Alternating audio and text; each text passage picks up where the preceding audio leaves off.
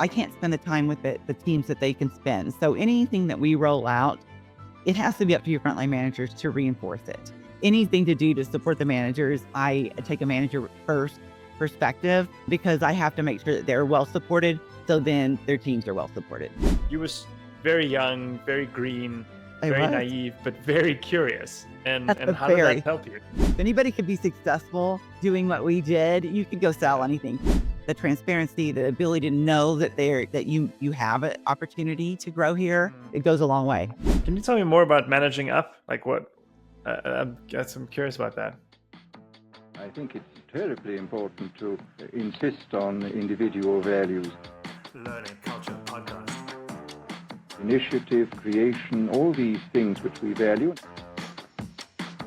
It's now possible to make organizations on a larger scale than was ever possible before. Learning Culture Podcast. Teach people to analyze the kind of things that are said to them.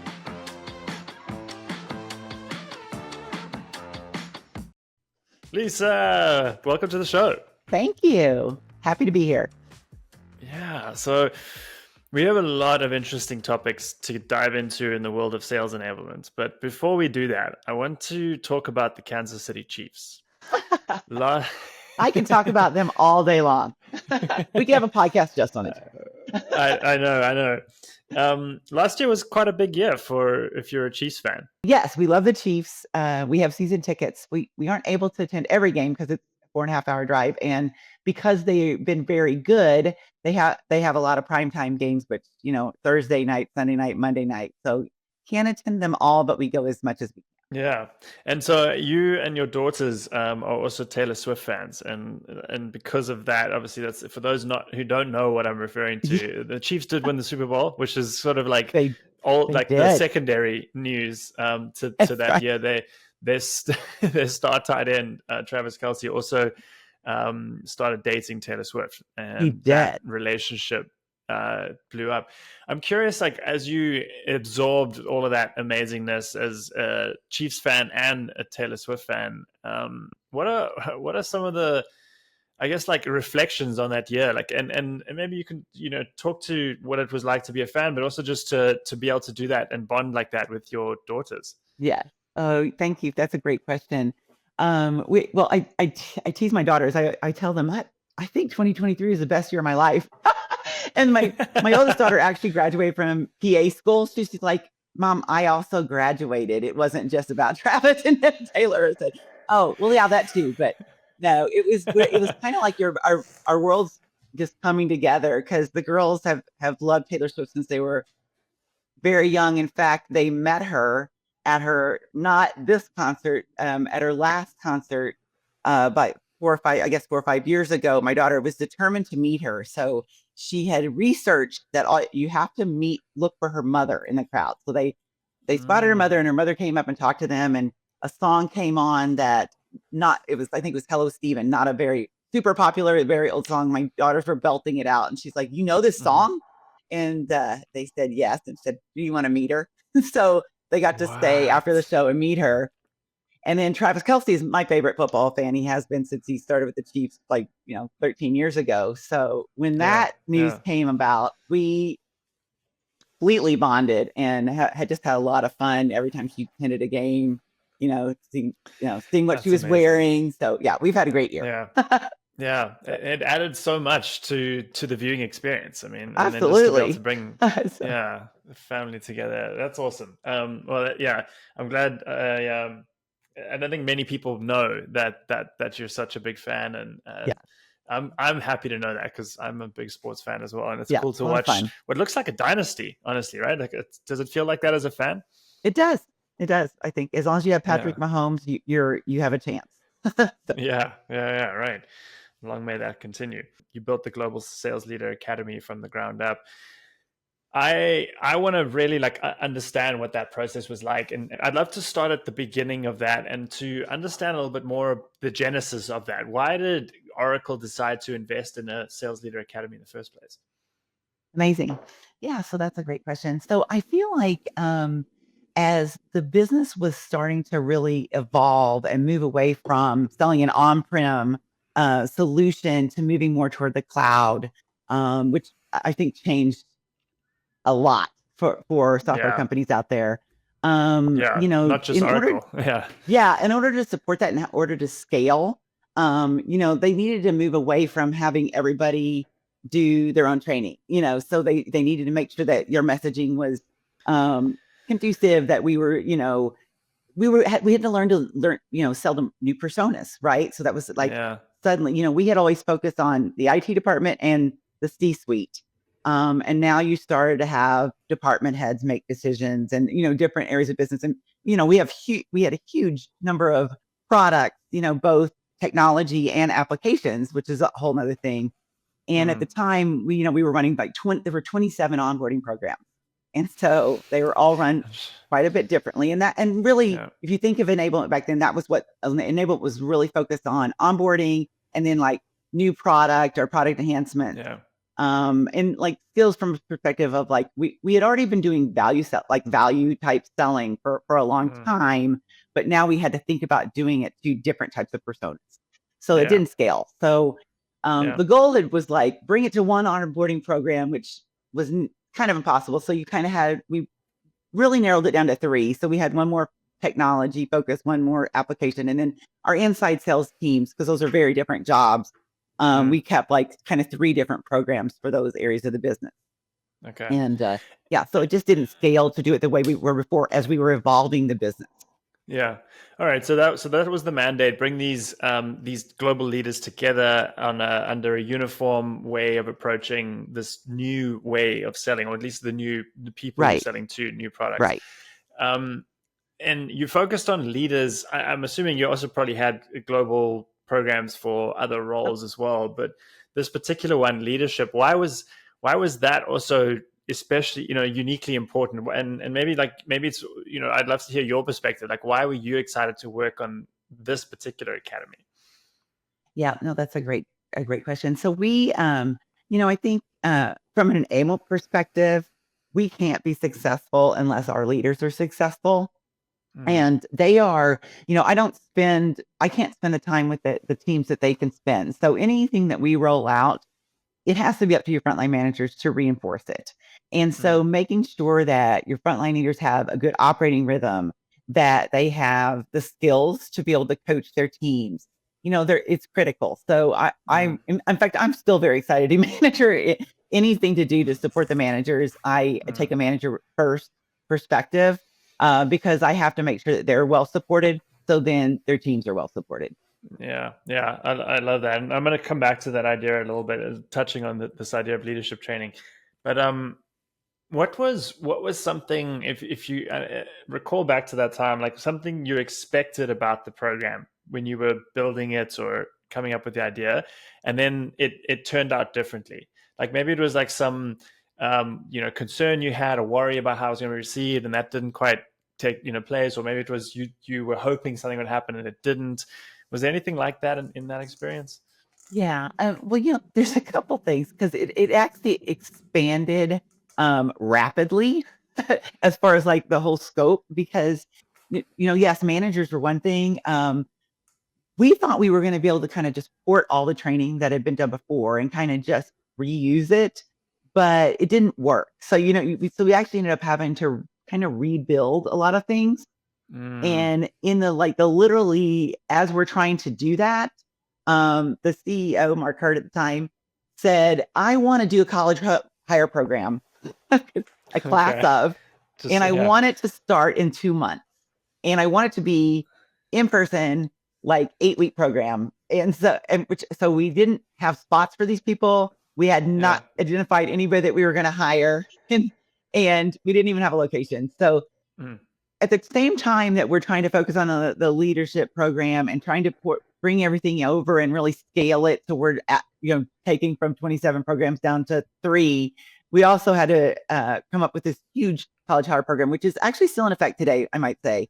That's awesome. Yeah. It was crazy. So. Yeah. Wow. So now you got multiple priorities on the go. I think anybody listening is probably going to resonate with that. That's kind of the norm. Absolutely. Yeah. Right. And so the can you talk through kind of maybe a cliff note version of what that development process looked like. How long was it end to end? And again, I'm talking more about the Sales Leader Academy here. Yeah.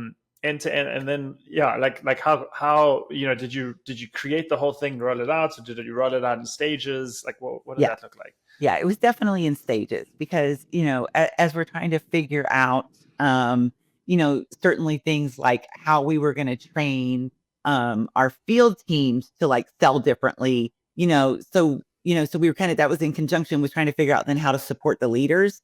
So you definitely had to do it step by step, obviously focusing on, their operating rhythm, like how they're going to manage their teams day to day. And then like the skills that it would take to kind of help their team through a change management, really, again, if you look at it, like how their teams are going to, change the way they sell. So it's definitely a step-by-step approach. Yeah, and so that's a great callback to the conversation earlier around change management. So what were some of the unique change management challenges that you had? Like how did it, because a lot of people, everybody talks about it, everyone's experiencing change management challenges right now, but I'm curious to get into some of the specifics here of the ones that you had to face, and then we can talk about how you overcame them. Yeah. So I think, team, even the way the teams were organized and, and regionally, and I felt like, well, at Oracle, they reorg parts of their business every year. They're always looking to do so. Sometimes it's like, deja vu, like, wait a minute, we did this 5 years ago. So and now we're doing it again, which I get, right? It's a huge company and they, they're always trying to figure out the best way to organize it. So they're also a public company. So you want to make sure that you're getting your shareholders the best value, but also, supporting your team. So I think when change management, it's just like figuring out how to support the managers at the same time that org was continuously changing. Yeah, and if you had to put yourself in the shoes of those leaders, of those managers, how would you characterize that challenge? It's like for them personally, right? That you had to support them. What were they going through? I think for them, they, I think first of all, some of the smartest people I ever worked with, I will say, so yeah, I'm sure. I feel like many of them like went on to like lead other companies, you know what I mean? It's like the super smart people. So I feel like it was just, teaching them to how to manage up as well, and set the right expectations with their leaders. So that was one of the things that I think they struggled with the most as they were reorged and had different leaders and trying to manage up until the reality of like what it really was like to sell in the different segments they sold in. Yeah. Can you tell me more about managing up? Like what, I'm curious about that. Sure. So I think it has to do with, we tie, everything we do, whether in sales or enablement, whatever, you want to tie yourself to the strategy of the company, right? And I think today it's easier because now everybody's doing OKRs and we're able to, our goals should be tied, right? Strategically, but we didn't really have that back then. We had different forms of it, right? So I think making sure that as you have your goals or your, I don't know, revenue targets or whatever, that they are realistic, and managing up means that you have to set that expectation the right way where there's no surprises. Right. And so that's what I think really, nobody wants to be at the end of the year and find out, wow, we're not making our numbers, or even the end of the quarter. Right. So really managing up, using the systems that we had and then being able to set expectations. Yeah, that's interesting. And I'm curious if this was a challenge that you had at the time as well. But a lot of these kind of programs, in my experience, result in graduates that come out of them that don't necessarily all have opportunities and roles to be placed in, right? Like there's an element of like growth and development, and then there's an expectation sometimes to also have promotion, and that can't always be met.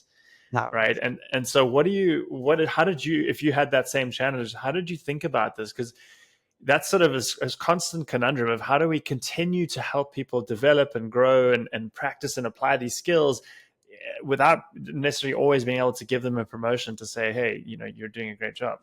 Yeah. Yeah, I think that's great. Great question. I think kind of plays to some of the things that we're doing here at my company today, and around obviously career pathing, Mm-hmm. development plans, but also being very very transparent about opportunity, what the real opportunity is. Mm, And even if you're in that same position, giving them the opportunity to grow, to become a senior or a principal, or, mm, like not everybody has to become the CEO or even has the yeah, desire to do that. So, yeah, so really being transparent, I feel like, and letting people know, what a career path looks like at your organization, whether that be Oracle or Sisense, which is a small company, so, mm, mm, so I think that's really what's important. So people, they're not surprised or upset yeah. because they didn't know. Yeah, yeah, that's a really great point. So you're setting clear expectations for people up front. Absolutely. A- And can you like elaborate on those that didn't get promotion? Like how did, in your experience, how did the best approach that? And what did you do to maybe support that as well so that these people still felt engaged in the process? Yeah. I think I think giving them, being part of giving them opportunities to continue to grow. I mean, there are always projects to do. There are always, I have my managers here, they help with enablement. They Mm, help with strategy. There's always different things that people can get involved in, even if it's not a chance for promotion, but to continue to do that whole lifelong learning, yeah. always being able to build their skills. Um, I think is important in giving people those opportunities, you know, uh, Mm. and if they don't want to do it, then they've kind of made that choice. Yeah, yeah, So yeah, yeah. Do you think you were able to successfully link these projects and I think projects is a great way to kind of yeah, characterize it to saying like, hey, this is worth my time, right? If I'm not going to get the promotion now, but I do this, then it's going to set me up for success in the future. Like, how did you get that level of, I yeah, guess, buy-in from people? yeah. I think it's hard because I don't know that everybody believes, right? So, Yeah, definitely. No, um, exactly. I mean, it is hard, and so I People think have been just, burned. um, yeah, I just continue to, obviously, if you could, it's like a customer story, right? Like if you can tell a Mm, customer story how it's been successful, or show them how this has helped other people in mm, their careers, I think that goes a long way. mm. Do you have any specific examples of how you did that? Oh gosh, you're taking me so far back. It's okay if you don't. Yeah, That's I quite a don't. specific question. Okay. Yeah, no, but the principle is a great one. And I think Yeah, that's something for everyone to think about. How would you apply that in your own domain, right? One way, absolutely. yeah, one way we do this is getting like interviewed people that are in these roles or may have like graduated from a program before and just capturing that in a short, you know, even audio or video, and then you can disseminate that around for people that are thinking about joining the program, next year. Like that's just Absolutely. one way, right? Yeah. Um, Yeah, we do yeah. that. That's one of the things we do with our kind of entry level, like ADR roles, here at Sisense is, we want them to have a career path here. And so we will have like monthly, we'll have people come in from different departments and talk about their jobs because most of these are pretty new Mm, graduates. So they can learn and kind of think about where they would want it. Not everybody wants to be an AE from an SDR. mm. Like we've had them go into customer success. We've had them go into support, business operations. So we've really tried to expose them by doing something very similar, like learning about different jobs. Yeah, that's really cool. It's like a Yeah. monthly Yeah. sort of sharing of, yeah, this is what I'm working on. Yeah. Yeah, again, it kind of goes back to your point about just being upfront and open in communication. The lessons you said you kind of drew from the data breach, right? Like kind of Exactly. that same principle coming through. Yeah, that's really cool. Um, okay, I'm going to go to a question I was going to ask later because it does seem to kind of flow nicely from this. But you you mentioned it, sort of touched on this a few times now. But at Sisense, you have this really strong culture of internal promotion. So you're Hmm. doing a great job with the career pathways, the development plans, and all that. And people are moving through the ranks to the point that your current CEO was promoted into that role, right? In I think But April last year. How are you as a company ensuring that you have that necessary talent pipeline to make that kind of thing work? yeah, no, that's a great question. So, I think, and I hate to continue to repeat it, but I do think, um, identifying, definitely like high, performing people within the organization or high potential, is Mm-hmm. one of the ways that our people team has a strong focus on. And then obviously career mapping and leveling. Uh, Mm-hmm. so people know includes like, definitions of what the jobs are, how to Mm-hmm. navigate their career while they're here, and very specific criteria for getting promoted. So people, again, using transparency, giving them the communications and the information, letting people see what the opportunity is. Mm-hmm. Yeah, and could you? And this could just be your opinion. There's a lot of research out there on this as well, but just the benefits maybe you've seen from that having that almost culture of promoting from within, and these clear career paths and development plans and all that. What are some of the benefits, like tangible benefits, you've seen from having, like for an example, your CEO, someone that has come up through the org? Yep. Well, I think a couple things. I think one is great for retention because people don't necessarily feel like they're going to all be stuck in, the position they were hired for the rest of their lives. I Yeah. think that's really big. I think like if you look at our, obviously we do internal surveys. People feel good about working here. They feel like the company cares about them and Mm-hmm. is interested in their career path and where they're going. So I think those are big. And I mean, we've Yeah. had, I'm not gonna lie, with like a lot of companies our size, we've had a couple of reductions, right, Yeah. right. But Yeah. we haven't seen a lot of people like choosing to leave because of all Yeah. that. And I think Yeah. just because again, the transparency, the ability to know that you have an opportunity to grow here. Mm, mm, I think that it goes a long way. mm, mm. And what about the institutional knowledge? Like I'm curious if you would characterize Yeah. your culture as a learning culture, that there's this bias to learn and to then share that knowledge, and then that knowledge gets, built up over time and retained with these people who are staying in the company. Have you seen that? Yeah, absolutely. I think there is a lot of opportunity in here to continue to build your skills to like we're big advocates of lifelong learning. I think we even just had a learning contest a couple of months ago where people were encouraged to go out and actually, I mean, they got and actually paid them like the winners for actually going out and just learning something new, and it could be anything. So I think we That's definitely have a awesome. learning culture. Yeah, it is Yeah, awesome. yeah, yeah, yeah. I love that. So where would you say this? I mean, let's call it kind of developing high potentials, building a pipeline of talent. Where would that rank as a priority in the business? Oh, it's a very high priority. I mean, I would Yeah, say it's on our top 4 strategic. Um, yeah, yeah, yeah. That certainly seems to be the case in almost every one of these kind of conversations I have, and yeah, talking with clients as well. Yeah, very much. Very much a common pattern. And so, what initiatives can you share? Any initiatives that you're rolling out now, that you're thinking about building this year, that are designed to kind of promote this, to promote that retention and that engagement? yeah. Well, I think one of the things, and I think I kind of spoke to you about this.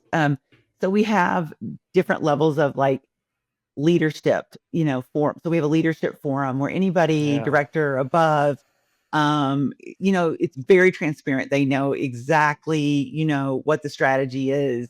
They're able to contribute their ideas and thoughts about where we're going as a company. So we're very, we inclusive in bringing Mm, manager on up, in getting involved in really figuring out the future and the direction of the company. And then yeah. from there, I believe, um, senior director and above, they're all part of our senior leadership team. So they are even brought into even further working in committees and really getting involved in some of that strategy. And then obviously you have your executive leadership team. So it's not just the executive leadership Yeah. team. They definitely Yeah. expand that. We're also having a lot more of like town hall calls where we're bringing the whole company in to know, Mm-hmm. what's going on with the strategy of the company. We're being very transparent in sharing information within. So I think all those things make people feel like involved, like they're part of Yeah. where the direction we're going. Yeah. I'm interested in you mentioned the two things there, the leadership forums, the town hall, and one seems quite generative. Like you're getting a lot of new ideas that come out of this. The town hall one is more about communicating those ideas and kind of keeping people Correct. And on the answering same page. questions. Right. And yeah, so and I'm interested in the leadership forum one on that generative part. That seems like a learning opportunity there. Do people view it like that? Oh, absolutely. I think you get a lot more insight on like what our CEO's thinking, and so and opportunity to discuss with him, right? Like, whether you agree or disagree, and he loves that. So again, he has a product awesome background, an engineer, very, very smart. So he loves the conversation and talking about, obviously, how rapid technology is changing, right? If you think about AI and all the other things going. So he loves those conversations. And he's fine with being challenged, which is great because we all learn from that.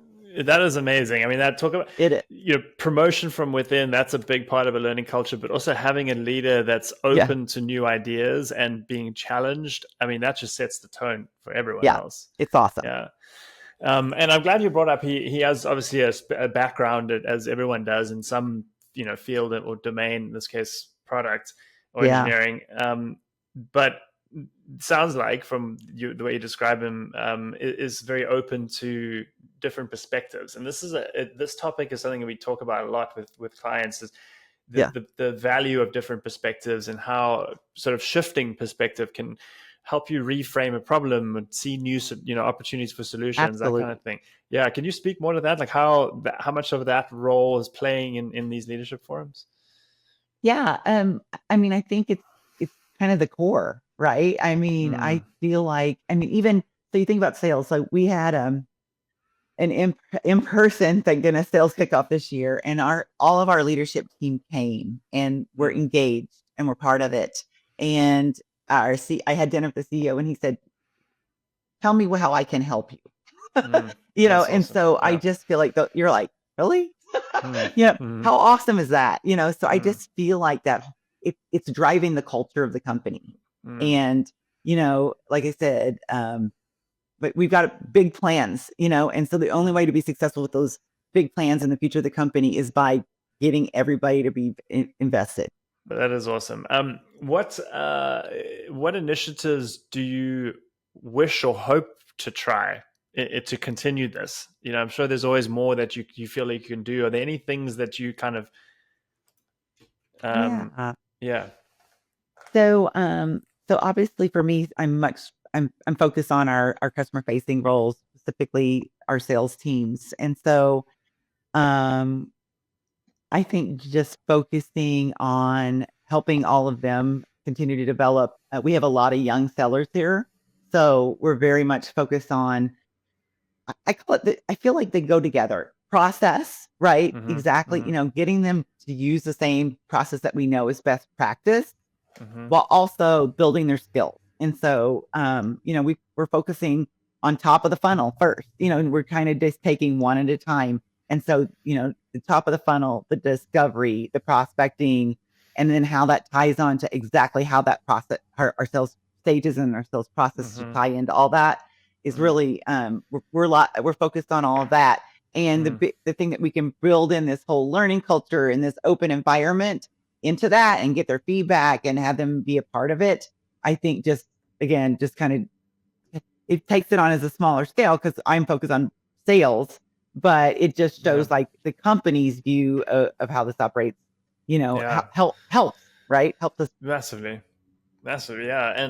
And in that process, you mentioned the skills and kind of looking at them at each stage of the funnel. Are you kind of reverse engineering, like trying to break down, like what are the behaviors and the skills? Like let's use prospecting as an example. Like what are some of the skills you're focusing on there, just to get granular for a second? Yeah. So I think, obviously active listening and I feel like, looking for the right companies that are in our ICP that have been traditionally very successful using our product, on the front end. And then once you are engaged with those customers, and I think you probably hear this a lot, diving into their business, becoming consultative, understanding what they're trying to accomplish, what their strategic goals are, and being much more of a advisor to them, and not so much about, obviously we want to sell our product, but not so product focused as we are business focused.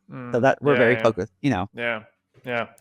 And these are definitely sales skills, but they're also just kind of like human skills, They are. right? Yeah. It's kind of like when we teach you objection handling, right? You can use this at home. Yeah. Right. Yeah, exactly. Yeah.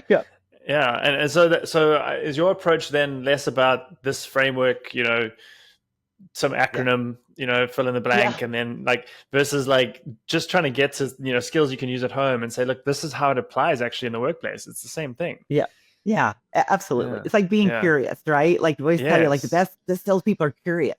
And so I don't know, that's hard, a little harder to teach, but don't get happy ears where you hear one thing and you think, all right, let's go, want to learn, want to dig further, want to learn more. Yeah.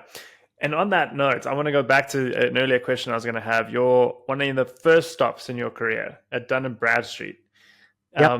You brought a curious beginner's mindset to that role. You tell the story. I mean, you told me a little bit about it when we spoke before this, but you were very young, very green, very naive, but very curious. And how did that help you? I would also say very competitive. That's a good, so good this combo. was basically a call center environment. But I have to give kudos. This is a golly, I don't know. It must be almost a 200-year company, right? Dun & Bradstreet's been along. Like, did you know Abraham Lincoln actually worked? Like, because back then they would just find people to go check out businesses, all about credit reporting and stuff. And so, very old company, but way before its time. They had their onboarding was called 12 Weeks to Excellence. And like literally taught us, business acumen, how to ask questions, how to be curious, the skills really to be that. I think most people that I worked with there, a long time ago, we won't go talk about how long ago, went on to have great careers, whether they stayed with Dun & Bradstreet or went somewhere else, because they had an incredible foundation coming out of college and getting into these first roles. And we always said, if anybody could be successful doing what we did, you could go sell anything. Because the first job was to actually write, this is back before the internet, guys, write business reports on companies. So you had to sell to these companies that they need to give you everything, including like literally reading their balance sheet and profit and loss statements to transpose it. So I could transpose it into a report so they could get credit, and sometimes they didn't necessarily believe you a lot of the time. So I said it took a lot of sales skills and a lot of coming in, I wanted, it could be a farmer. So I'd come in at 6 a.m. to get all of the farm, so, and we would take those reports and they would be scored. And that's how we were compensated on how much information we could get them to give us. So it was a great start. So this is great, because this is kind of what I wanted to get at as one of the last questions, to tie in this experience you had, but also what we were just talking about, right? Developing these skills. So gathering information like you had to do there is a key skill in prospecting, right? It is. And it's not like, I've seen it done so badly, then it becomes this like rote thing, or like you get a checklist and you go through that, and that's how we teach people like how to gather information, but just giving them the what, right? This is what you should be getting. That's not how you do it, right? So I'm curious, like how you would approach teaching that skill, given what you went through and learned for yourself there.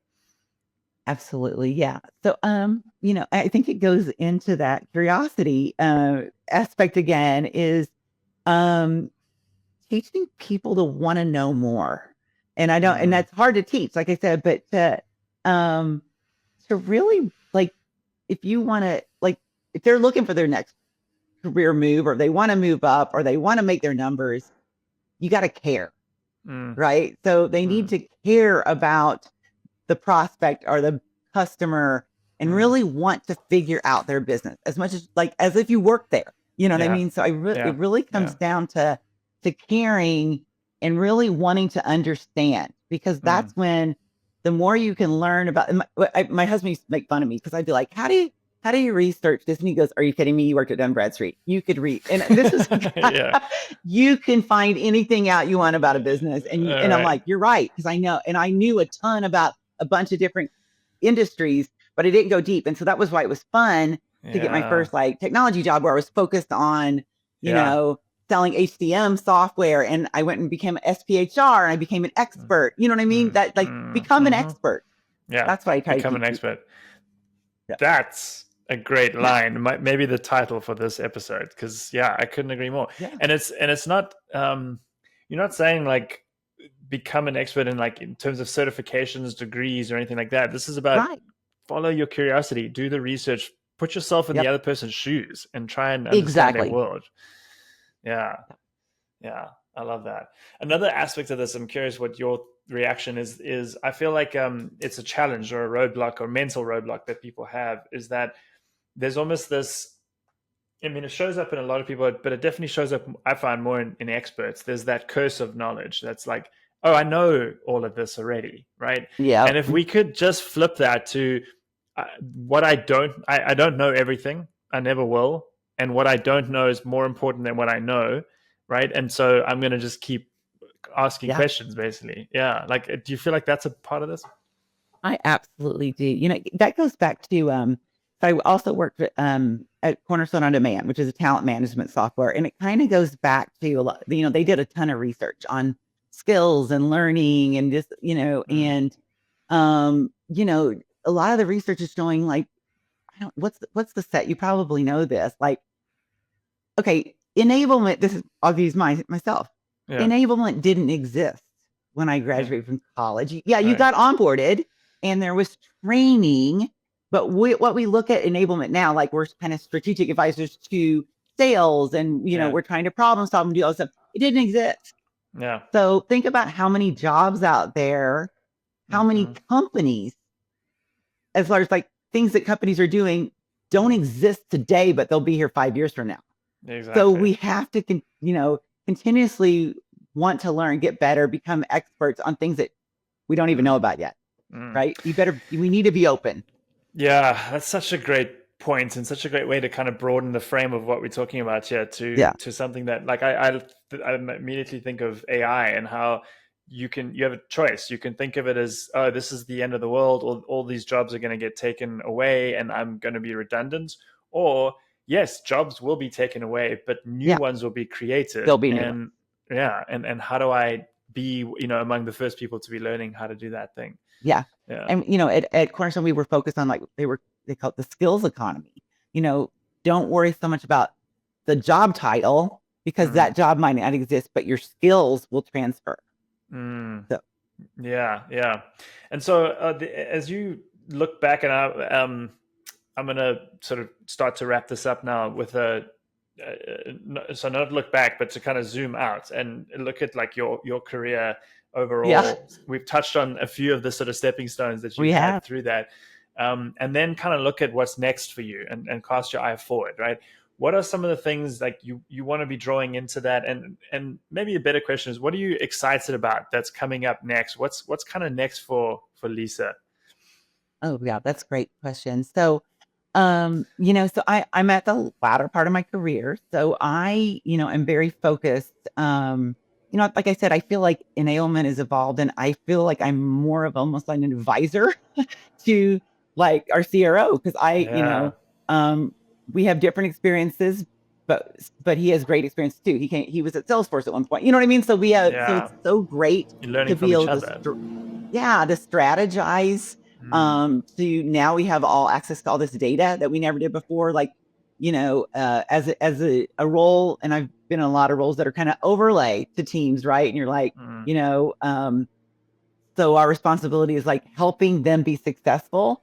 So I am very focused on being able to take all my experiences and help, you know, the companies that I'm at, like with those experiences, but then looking forward to, you know what I mean? So I'm just here to help everybody get be successful. And to keep learning and to keep learning. Absolutely. Right? Oh, always learning. Yeah. And I didn't give you a lot of time to think about this, but I want to ask you about the value that you most want to embody into this future? Like, what is the one thing that you hope you show up as in whatever you do next? Oh, that's great. I think as energetic, with a lot of empathy, and and just a great listener, because I think that's what our teams need. So Yeah. Well, that's how you've shown up today in this episode, this recording, this amazing conversation. Lisa, thank you so much for taking the time to come on the show. Oh, thank you. I really enjoyed it. Hello. I hope you enjoyed that episode. It's Andrew again with a quick message. If you'd like to support the show, the best way to do that is to leave us ratings and reviews where you listened. If you're on YouTube, hit the like and subscribe buttons, and feel free to leave a comment. We love hearing from our listeners and viewers. If you're listening to this on Apple Podcasts, please take the time to give us a rating and leave a review. Once again, we love hearing from our loyal listeners. If you're listening to this on Spotify, please hit the follow button to make sure that you don't miss new episodes as they come out. See you next week for another episode of the Learning Culture Podcast. Thank you for listening.